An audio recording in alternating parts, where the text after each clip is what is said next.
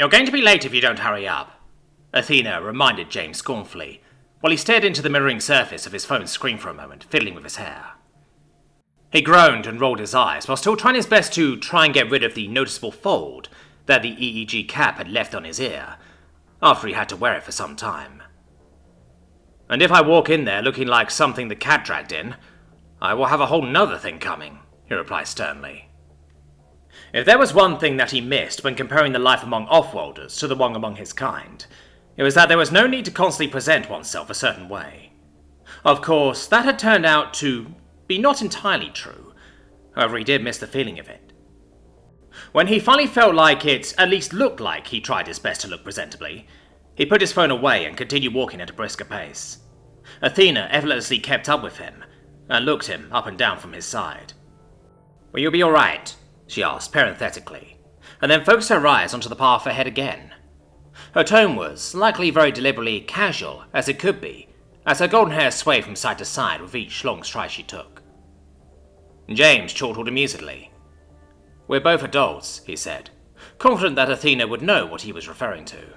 "We may be at each other's throats in private, but we're not going to behave like children during an important meeting." Athena hummed in agreement, although she didn't sound quite convinced as her cold eyes stared straight ahead. Finally, after a few moments, she sighed softly and closed her eyes, some wrinkles forming on the ridge of her nose in the process. "Just don't mess this up," she said, firmly but clearly not entirely serious. "And that's an order, First Lieutenant." James couldn't help but snigger. "Yes, ma'am," he replied, lifting his synthetic arm into an improper salute while walking. Shortly after, he was already standing in front of that familiar office door once again, with Athena having stopped a few paces away. He focused himself with a deep breath, as he brought his legs together and his shoulders up, as he straightened himself to his full height. Then he knocked. "Come in!" The reply came near immediately. Over his shoulder, he nodded towards Athena. Then he stepped into the room. "First Lieutenant James Allwyn reporting," he loudly announced, and stood at attention as soon as he had passed the threshold. It was one of the few times he actually properly announced himself, but he didn't know if the conference had begun yet, so he felt it would be better to stick to the procedures. And, looking around the room briefly, it seemed that he had made the right call. His mother stood off to the right and looked towards the other end of the room, where, from a large screen facing the room, apparently specifically placed on his mother's desk for this occasion, a vaguely familiar face stared back at him. A thin man, almost skinny, in his late 30s, with dark skin, hair and eyes, wearing a grey suit. A short hint of a beard framed his very round face, and thick eyebrows were slightly raising curiosity, as the man pursed his lips while studying James. James didn't know a lot about him, apart from the fact that his name was Sarvesh Kumar. He was, as the body representative of the triad koollman, technically his current employer, and James had not voted for him during the last election. A fact that he would probably neglect to mention as the meeting went on. "At ease," Admiral Krieger finally said. It must have taken only a second, but it had felt a lot longer. James dropped his posturing for a more relaxed state, and quickly turned to close the door behind him.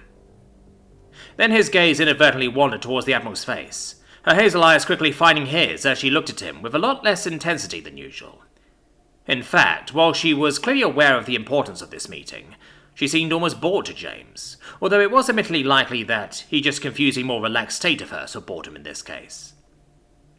The corners of her thin lips remained unmoved into neither smile nor frown, as she spoke up again. "First Lieutenant Allwyn," she said, nodding towards James while simultaneously lifting a flat hand to gesture towards the screen. "Have you already had the pleasure with Mr. Kumar?" James respectfully turned towards the man's projection, although inwardly he didn't quite know what to make of this iteration of the position of his boss yet. Although there was of course no hard rule for it, and physical appearance had little to no bearing on one's ability as a capable politician, James still had to admit that he found the man's small frame slightly off-putting, given his position. Traditionally, the body representative of the triad koollman, as the representative mostly in charge of military and blue-collar industry, tended to be a more imposing figure that more looked the part of a military leader than the scrawny Mr. Kumar did. Not that that made much sense overall. Again, appearance had no bearing on capability here. But the position was given out via election, and sad as it was, looking the part often was half the battle when it came to getting people onto your side. Maybe this would mean the man was all the more capable here. James was determined to not judge a book by its cover here, and buried his doubts deep inside him. At least for the moment. "I did not," he replied, with the same firm business tone his mother had been using, and briefly saluted the screen. "James Allwyn, sir. It is a pleasure to meet you." Kumar's stubby nose wrinkled slightly, as he studied James for just a moment longer, and in a way, he seemed almost surprised.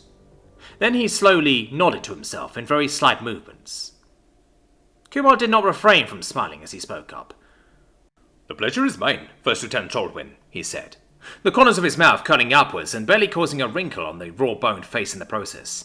"I hope you'll forgive me for calling you here on such a short notice." Was it just James overthinking things, or did Kumar seem relieved? "No problem at all," James replied professionally. The man was technically his boss, after all. Also, it wasn't like he really had places to be at the moment. "First Lieutenant," Kumar then quickly spoke up again, and looked at James with a slightly crooked smile. "Would it be alright for you if I addressed you as Mr. Allwyn for the time being? The full rank tends to be quite the mouthful, and I think we would both like to be done here in a timely manner." Of course, that was completely alright with James. In fact, he very much preferred it that way. However, just to make sure he wouldn't step onto any feet in this particular circumstance, he discreetly glanced over to his left, where the Admiral still stood, almost unmoving. She immediately caught his glance, and held eye contact with him, with a firm gaze for some time, before she patiently said, "Since Mr. Kumar would like to talk to you in your function as ambassador and candidate running for councilman, that will be alright for this meeting." James nodded and looked at the screen again expectantly, not feeling like he would need to repeat the sentiment in a reply of his own. "Very well then, Mr. Allwyn," Kumar said with a nod of his own, while a hint of anticipation crept into the glimmer in his eyes. "I expect you know why I called you here." Well, there really could only have been one reason. "Considering the recent General Strategy meeting, I suspect that you have been chosen to relay said strategy to me," he summarized quickly, and slightly rotated his shoulders so they wouldn't get stiff from the constant staring head-on. "Exactly," Kumar replied, and his smile got almost unnoticeably wider. James interpreted the expression as someone being glad that things were going, maybe unexpectedly, smoothly. The ensuing talk of politics didn't leave James particularly excited for the most part. It was necessary, but mostly dull, and so stock full of details and subtleties that it would likely not be sufficient to just listen to this explanation to fully understand them. If he knew anything about how things proceeded with governments at this point, it was that he would likely be given a list-turned-handbook of everything he would need to absolutely keep in mind to read and study soon enough. The gist of it all was, the leadership of humanity's united forces had gone over the data. They had weighed their options, and they had decided that officially endorsing James would most likely be their best move. They would also, should he decide to accept it, offer him direct support, mostly in the financial and intelligence departments, under the condition that he would remain in a close working relationship with them, and represent humanity's interests in front of the galaxy. There had been some pushback on that decision, given his openness about his past transgressions, and some parties had decided to individually endorse their own candidates as well, but in the end, he was to be humanity's #1 face in the election. Kumar was very open about the fact that the deciding factor in the decision had had little to do with James himself, and attributed it instead mostly to James already having become a household name that needed no further introduction or establishing at this point. Making connections, organising conferences or audiences, and having him actually be received, so they suspected, would be a lot easier if they already had a name to drop that would make the galaxy listen. "Allwyn denied audience with the Chancellor," so Kumar said, would have a lot more of an impact as a headline than "Kumar denied audience with the Chancellor." At least anywhere that wasn't under human control, or in close relations to humanity. For the moment, James had no reason to disagree. Of course, his trust in his government was far from absolute. He would, in fact, even describe it as lacking, if he had to pick a word for it. However, he, too, wanted to represent humanity's interests, among others. So, as long as they didn't demand anything from him that would go against that, or openly endorsed anything that would go against that, he saw no issue in accepting the situation for the time being. "Before you make your choice," Kumar suddenly said, and the smile fell from his face as it turned serious for a moment, his dark eyes widening a bit as he looked into James's, "I feel obligated to inform you of something. Ever since your announcement that you would continue your candidacy, there have been people on Earth trying to get into contact with you, also looking to sponsor your pre-election campaign. The sun is not an easy place to reach, and I will admit that we have so far kept these advances away from you, as we felt it would be best to let you recover for a while before throwing you to the wolves. If you believe that was actually our intention, or something more sinister in reality, I'll leave up to you. Either way, I am telling you about them now. This isn't your only choice. You have options. Corporations, industries, independent government agents, philanthropists, you name it. Some people are quite eager to throw their money at you, and if you would prefer it, I can make it happen that you can get into contact with them. James blinked a few times with wide eyes. He hadn't quite expected that revelation, and he indeed wasn't too happy about the fact that this information had been kept from him so far. However, not for the reason that he was actually considering accepting any of it. More that he suspected the only reason they were telling him now was so he wouldn't make a fuss should he find out after the fact. I think I have the most powerful sponsor I can get already, he said, after briefly clearing his throat to hide his reaction. Why would I take one with less influence and likely more restrictions instead? Kumar didn't seem amused. His serious expression had not changed, and James imagined that it took the man some restraint not to cross his arms on him. You can't be entirely sure about the restrictions, he said, and James quickly raised his hand to indicate that he wanted to reply something to that, in order to not just cut off the representative.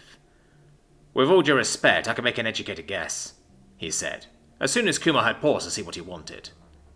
Despite James's precautions, the representative didn't seem entirely thrilled about the interruption, as his thick brows slightly furrowed. However, he continued, basically without a shift in his tone.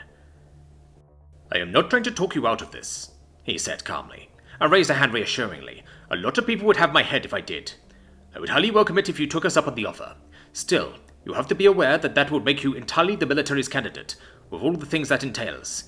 It may have consequences you aren't expecting yet, and quite a few people will be happy about it. Next to him, James could see how his mother narrowed her piercing gaze on the representative, as she slightly shifted her weight. However, she knew better than to speak up on this matter. James let out a quick, audible breath. May I speak openly, sir? He said almost candidly, and relaxed his posture a bit more than was appropriate while in front of both his boss and an Admiral, even while he was at ease, feeling like this was exactly what Kumar was trying to get him to do. That is why I had you come here, Kumar openly replied, and waved his hand in an inviting gesture, almost prompting James to speak his mind. James wasn't sure if he was actually interested in what James thought, or if he simply wanted to get him to spill his guts so he would know if James actually wasn't fit for the position they had planned for him. James decided that it didn't matter. I know that, and if I'm being completely honest, I'm not all too happy about it, he said, using it to meet Kumar at the halfway point, where the man had waited ever since he had revealed the military's meddling to him. But I still see it as the best option, even if I don't like it. Hearts and minds may not agree, but I'm trying to make the responsible decision here. After all, this whole thing may just be bigger than the both of us. Kumar let some breath out through his nose. It was so subtle that James wasn't sure if it was a snort or a scoff. However, the smile from before did return to his face, as he dropped his all-work-no-play demeanour. Very well then, the representative informed James. In that case, I'll announce your decision and have all the important documents sent to you. Please do that, James replied, with yet another nod. For a moment he thought that the representative would end the conversation here, and internally he already got ready to say his goodbyes and return to going about his day. However, it seemed that his employer wasn't quite done with him yet. James didn't know if anything had actually changed, but it was like a camera somewhere had turned off, or someone had just yelled cut on the set, because at an instant, the demeanour of Mr. Kumar changed drastically as he relaxed his shoulders and crossed his arms.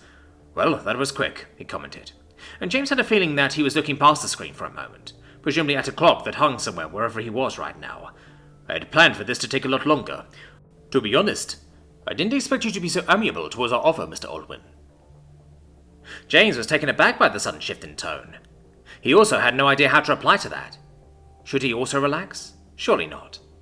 Even during talks he previously had with important people, they had never gone this behind the scenes on him all of a sudden. In a gesture that would likely leave him frustrated for a long time, he glanced over to the Admiral again, looking for a hint at how to behave. The thought of, "this is hardly appropriate," was written all over her face. Of course, her annoyance wasn't out in the open. She was too controlled to actually let her superior know how much she disagreed with him by her expression alone. But James knew her better than that, seeing right through her facade. An idea came up in his mind then. "Did the Admiral give you that idea?" James asked, remaining in his dutiful tone and posture, but still phrasing the question in a way that was certainly not quite befitting of his position. He could feel her venomous glare, even if she didn't actually throw it. The thought of those intense hazel eyes was already enough to imagine it extremely clearly before his inner eye. It seemed that Kumar had to hold back a chuckle. "I can neither confirm nor deny," he replied, not quite allowing his amusement to creep into his voice. It seemed that not even he wanted to openly antagonize the Admiral, even if he was above her in the food chain. "But you do have a certain reputation. Besides, your past experiences with offers like these were rather displeasing, after all." Well, he was not wrong. James cleared his throat loudly. "Despite my reputation," he said, and shifted his weight a bit, stepping in place to stand up a bit straighter again, "I can assure you that I don't plan on making this entire situation even worse by trying to solve it on my own. I'm just looking to make things better. If all I have to do for that is to play my part, I will gladly do that. And if not, we'll get there when we get there," he added in his mind. "Giving you the benefit of the doubt here. Don't make me regret this." Kumar seemed satisfied with that. James could see on his face that it was now him that got ready to end the conversation here. But before he could, another thought seemed to basically force itself on his mind. "Oh, right. One more thing before I go," he said. "I'm listening," James replied, lifting his eyebrows interestedly. Last-minute intrusive thoughts were usually those of the more fun kind in conversations like these. Kumar seemed almost sheepish. If he wasn't, he was a damn good actor, which James honestly wouldn't put past an important politician. "Well, this isn't official yet, so take this with a grain of salt, but in case you agreed, there were already ideas thrown around where we would likely want to send you first to try and garner support. And one idea was a lot more popular than most of the others, so you might want to start preparing for a trip there just in case," he said. Obviously keeping the suspense for the big reveal of where that place was for, as long as he could. "You see, there's this certain planet with a quite sizable population that many of our governments are quite interested in forming closer contacts with at the moment. The planet has a strong economy and military, and still acts relatively independent of the community when compared to the average one. Its people should also be quite approachable with the goals we are trying to focus on with your election. However, for unknown reasons, they seemingly heavily supported a reinstatement of the council during the last election, and with their voting population making up nearly 0.5% point of the overall votes, give or take, it may not have been enough to entirely swing the election, but would certainly be a helpful boost in any future one, as you could probably imagine." Apart from that last part, that almost sounded like he was describing humanity itself. Given that fact, it was likely that he was talking about a Deathworld here. And given how he behaved about it, James started to get a good idea which one as well. "You're talking about Dunama, aren't you, sir?" he chimed in, as soon as Kumar made a pause in his long explanation, and completely stole the man's thunder. "You could have at least let me finish it," the representative complained laughingly, after he had seemingly deflated by a few centimeters as soon as James had spoken up. "But yes, I am. Home planet of your girlfriend, isn't it, Mr. Aldwin?" James nodded. "It is," he replied, "although she hasn't lived there in ages." "Well, at least you won't have to search for a translator," Kumar joked, although that wasn't entirely true. Who knew if Shida would even speak the language they used in whatever area the government would throw him into? Dunama was a big planet, after all. Almost as big as Earth. "I'll tell her the good news," James said, apprehensively. While he himself was quite interested in the prospect of seeing the world Shida had originated from, she admittedly rarely put her home into too good of a light. While she certainly preferred many cultural bits from the Miat over human ones, it didn't seem like she was all too fond of the planet itself. Oh well, not like he could do much against it. The idea of trying to win the Miat as an ally was sound, after all. High-class Deathworlders with a large population and strong deviations from the norm were exactly what they were looking for in terms of early supporters. Although he did wonder why they, of all people, would be against the disbanding of the council. Granted, he only had Shida's limited perspective to go off of, and she had still been very young back then, but it never seemed like she felt her people all too closely connected to the community. He would just have to find out. "Well, I really have to go now. Lots of things to do during an intergalactic crisis." Kumar then excused himself, finally ending the conversation after multiple close calls. "We'll be in contact again soon enough." It pulled James out of his thoughts again. "Absolutely. Thank you very much, and have a good rest of your day, Mr. Kumar," he said, maybe a bit too quickly, after he had noticed that he zoned out. The representative mirrored the sentiment, and right after, the conference was over.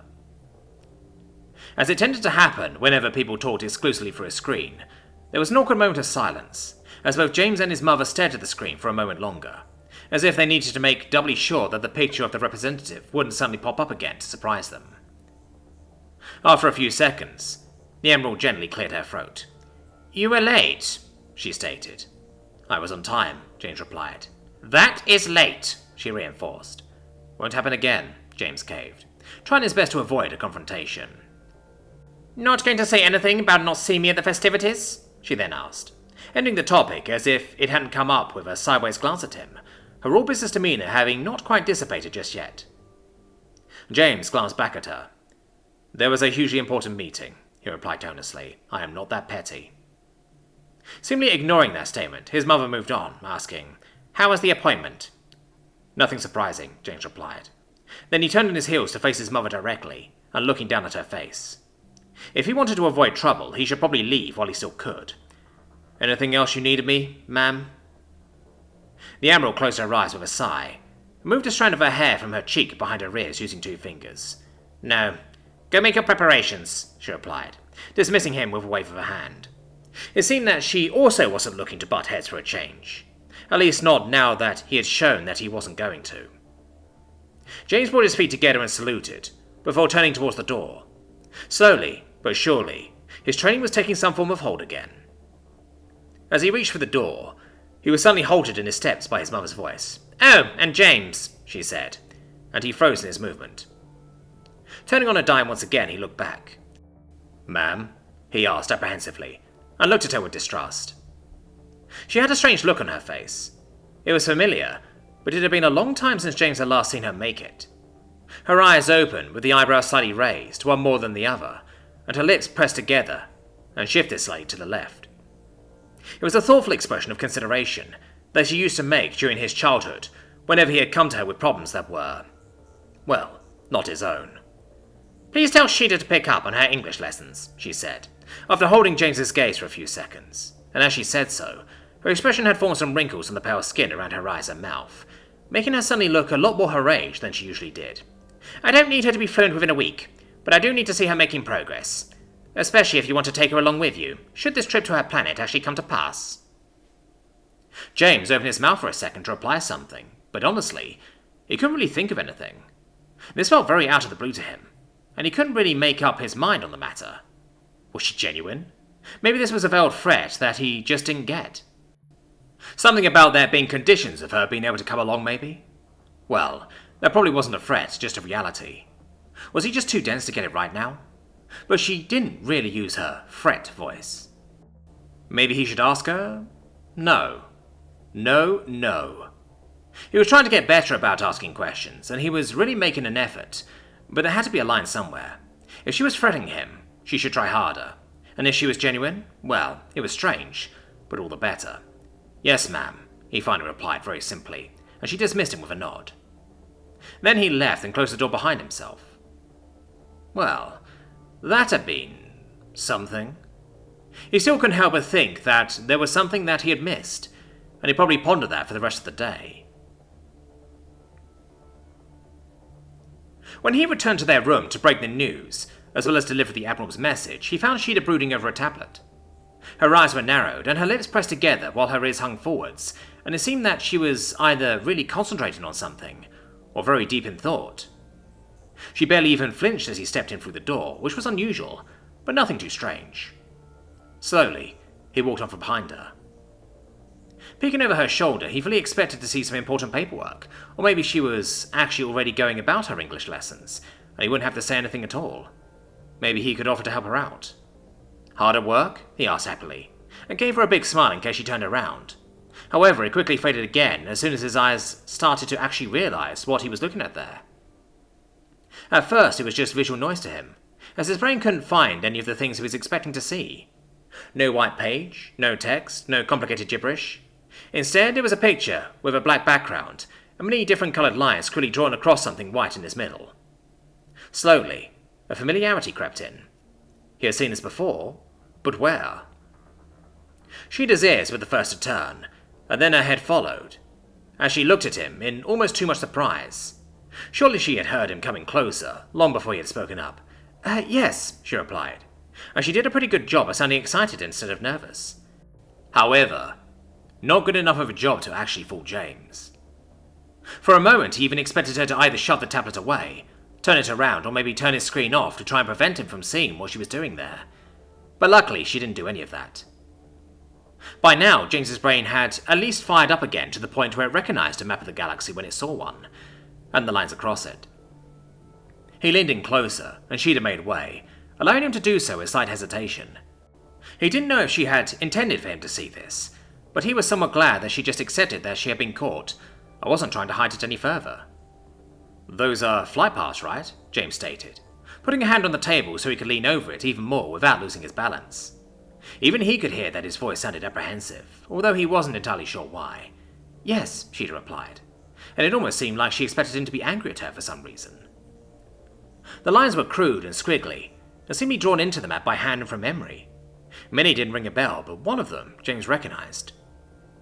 "The GES-32, he commented, pointing at a red line that crossed through the center of the galaxy before going in a wide arc and encircling everything north of the center of the map, during which it also crossed Orion, among others. Along the line, there were tiny dashes every now and then, with uniform dates scribbled next to them, most likely indicating when the ship was planned to pass these places. Hasn't she been pulled from service, or is at least under new management? Admittedly, with all the high-profile things going on around him, he had at times almost forgotten about the expedition ship on which all of this had started, and he had completely neglected to find out anything more about it, ever since he had arrived on the Sun. But after the accusations, Yrrol had to have been suspended from service, right? Shida looked from him, back to the map, and then back to him. He could see the gears behind her forehead turning, but sadly, he had absolutely no idea what she was thinking about. All he could see was that her ears were hanging on half-mast. Finally, she seemingly bit on her lip to the point where she made herself wince in pain. When James looked down at her in concern, she looked right back up at him, her yellow eyes gleaming like a blade in the room's twilight. "I couldn't find anything about it," she said, pushing herself closer to the table again, her back rubbing up against James's chest, as she almost wedged herself in between him and the map, so they could look at it more closely together. "I look for news on the topic, but apart from articles reporting about your accusations, and some questioning if anything is going to come of it, there doesn't seem to be anything. Not even a statement or something like that. Just dead silence." James put his left arm on her shoulder, leaning onto her and bringing his face closer to hers, while she got back to staring down at the map. Was there maybe a news embargo? Or were they trying to kill interest in it, to hide their blunder, by dealing with it on the down low? They couldn't be doing nothing, right? That would be way too suspicious, and an entirely too risky move. "How come you're thinking about this all of a sudden?" he asked, looking over at the brooding feline, who at least turned one of her ears towards him now, showing that she was paying some attention, despite clearly being focused on something else. Although he doubted that something else was the map itself, or even the lines on it. It almost seemed like she had to swallow a sarcastic remark, because there was a noticeable pause before she answered. And the fact that she stopped herself from just speaking what was the first thing on her mind clued James into how serious of a thing this was for her. "All that talk of the past had me thinking," she explained, and grabbed the back of one of her hands with the other on top of the table as she spoke. "I know that means I've missed the point, but I don't know. I was just thinking about the GES and the captain, and I took a look at the map and I tried to see if I still remembered everything, and..." She stopped herself there for a moment, closing her eyes so tight that it scrunched up her entire face and shaking her head, apparently in an attempt to stop herself from either rambling or ranting. Then she breathed out slowly and relaxed again, before saying something of which James didn't know if he had expected to hear it from her. "I think I need to talk to him again, James. I never thought that I'd say this, but I need answers." She could only mean the captain, the man who had basically raised her. Somehow she still seemed hesitant to admit this to him, and he didn't know what exactly she expected him to do here. James looked at her empathetically, and moved his arm to put it around her shoulders instead of just on top of one, hoping to soothe both her nerves and his own. He tried to think of the right thing to say, but apparently Shida had somehow read a reply out of his gesture that wasn't there. "I know he can't do that," she said, and pressed her head a bit tighter against his chest. "It's not like he's going to answer our calls. And we can't waste time intercepting some expedition ship on the off chance it is still out there, and he is on board just so he can tell me what I already know. But I need to." James held her tighter, feeling the tingle of powerlessness weaken his limbs and lift his stomach. Although he had said nothing of the sort, she wasn't exactly wrong either. Doing anything like that sounded like a recipe for disaster. Unless... He looked down at the map again, following the red line and the timestamps that Shida had scribbled next to it. Despite her saying she wanted to see if she still remembered it, he had little doubt that it all was near 100% accurate. Start of the 50th month, that meant if they were still going by the schedule, they would be somewhere around Perseus right now, pretty much on the other side of the galaxy. Of course, the expedition ship was flying slowly and meandering around a lot on its route, but soon they would turn around. However, that wasn't the interesting part. It was a mere hunch and unlikely, but still, James thought that maybe Lady Luck would be smiling upon them for once. "Hey, treasure," he said, and softly rubbed her shoulder with his hand. "I've never asked. Could you show me where Dunama is on this map?" Shida's head turned towards him slowly, and at first she almost glared at him, her eyes sharp as knives in disappointment at his seeming lack of care. However, after a moment, the cutting glare dulled, and her eyes turned a bit softer, as what seemed to be a wave of understanding passed through her. She lifted her lips into a slight smile and looked at James with honest but very restrained thankfulness. "Thank you," she said, and briefly bumped her head against his cheek in a small nudge, "but I don't need to change of topic." Well, at least she thought he was trying to cheer her up and not just annoy her. That was good. However, that made it a bit harder to press the issue. "Please," he said, and leaned down even further, almost crouching next to her, while putting the tablet in with his right arm. He didn't want to give her false hope, so he refrained from explaining himself, although he was pretty unsure if that was, in fact, the best idea. In a mixture of hesitation and uncertainty, Shida narrowed her eyes at him. However, she was also a "let's see where this goes" type of person, so after a moment of poking holes into him with her eyes, she turned to look down to the map, lifting her hand. With a practiced precision, she brought her finger down on the small bifurcation of the outer galactic arm. "Around there somewhere," she said, as the map was too vast to point to any specific planet or even star. Then she glanced back up at James with narrowed eyes, gauging his reaction. James scratched his chin with his right hand. That area wasn't too far from the line, but it wasn't exactly close either. Then he remembered something. He hadn't gone to the GES straight from Earth either. "And where did the GES pick you up back in the day?" he asked, his eyes fixated on the red line. Even despite James's best attempts to be a cryptic fuck, it seemed that Shida was slowly getting an idea of where he might be going with this. Her eyes cleared up slightly, and she immediately answered him without any more questioning or complaining. "Right here," she said, her finger scooting over the screen onto the red line, exactly at the point where one of the timestamps was, at Noesamoni Station. That was a good few Earth light years away from the planet, but nothing that even a small ship couldn't handle, and James had a pilot right next to him. So far, he had stared at the red line very intentionally, in order to order his thoughts before continuing, but by now his anticipation was through the roof. Finally, he allowed his eyes to wander ever so slightly as he looked at the date of the timestamp. The 10th of the 51st month. In Earth time, that would have to be around 2 months from now. A bit less. 8 weeks, maybe? Far from perfect timing, but they could make that. It was possible. Was it smart? No idea. Would they be allowed to do it? Hell if he knew. He didn't even really think about that at the time, but it was possible. By now it was glaringly obvious that Shida knew that something was up, and she stared at him intensely, wordlessly urging him to just get out with it already. Her ears as up as they could be. Even her tail had started swaying. "Well, don't get too excited yet," he slowly answered her silent question. "No idea if I can actually make it possible, but I've got an idea. First, you'll need to brush up on your English, though.